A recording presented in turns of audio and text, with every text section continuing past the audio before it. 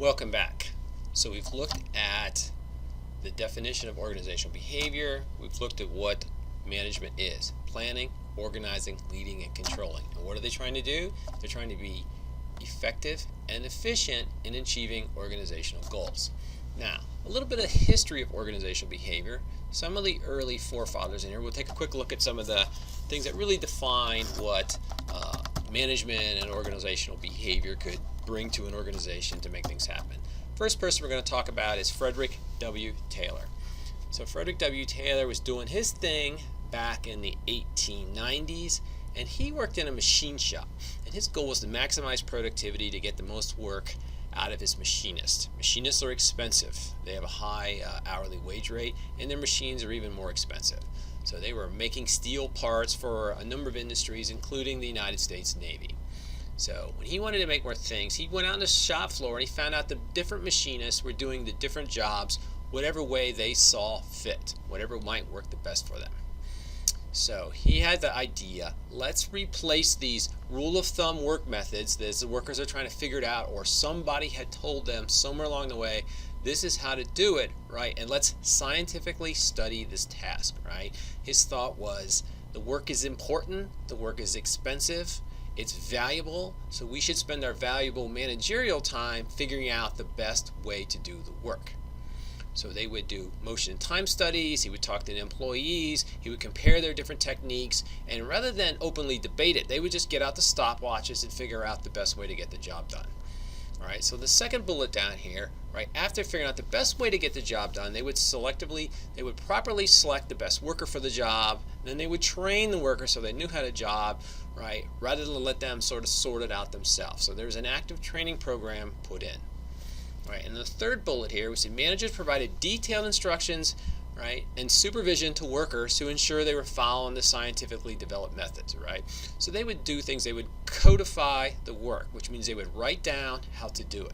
So for instance, if you've been in a fast food restaurant or maybe worked in one, you'll see usually laminated instructions. Sometimes it's pictures, sometimes it's written on how to do whatever it is they're doing, assembling a hamburger, operating the fry machine, or whatever. That's what we mean by that. So they would figure out the best way to do a job, pick the right people to do the job, train the people to do the job, and then use written instructions on how to do the job. That's how they would train them, as they figure out the best way to do the job.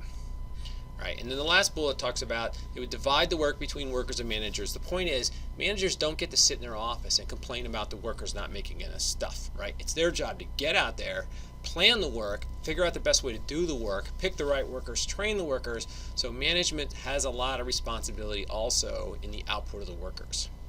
Now, not discussed so much in our book is a little more of the background story of Frederick W. Taylor. So he did this, and it worked, right? He talked to the workers a lot. How's the best way to make this part?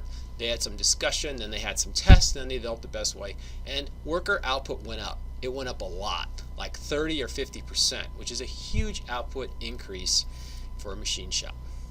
So fine, and the company made a lot more money. So the next time Frederick went out there and talked to the workers and said, ask them for advice or ask them for suggestions. How do we make this part? Do they have any suggestions on making it faster? He didn't get any answers. Nobody knew anything all of a sudden. Guys who were very helpful before were very reluctant to give him any advice or tell them how they made the part.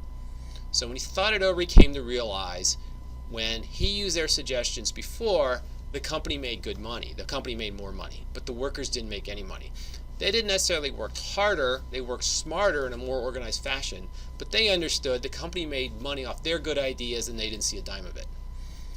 So the second time around, he asked him for advice. He doesn't get any. Nobody knows anything. Magically, everybody forgets how it is they do their work. So he came up with the idea of sharing the benefits with the workers. So what he did was, right, he said, all right, for every dollar the company makes, I will give you 8%, right, to the workers. So now the workers have a reason to come up with better ways to do it. Now they not only told them how they did it, but they actively tried to come up with better ways to make the parts, knowing some of that money would end up in their pocket. And things started working much better. It's my opinion. So in our book, it talks about Frederick W. Taylor. I'll go to the next slide. He certainly increased the productivity, but he gets sort of blamed for making work extremely monotonous. You must follow the process every time and so forth, and it becomes very dehumanizing. But he also came up with the idea of motivating the workers with sharing the benefits with the workers and all that. And quite frankly, much of that has been forgotten. Much of the work, productivity improvements that come from the workers, it's sort of the rare company these days that goes out of their way sharing it with the workers, right? Particularly the big companies in my experience. So I think Frederick had some good ideas. Taylor definitely had some good ideas. He put up huge improvement numbers.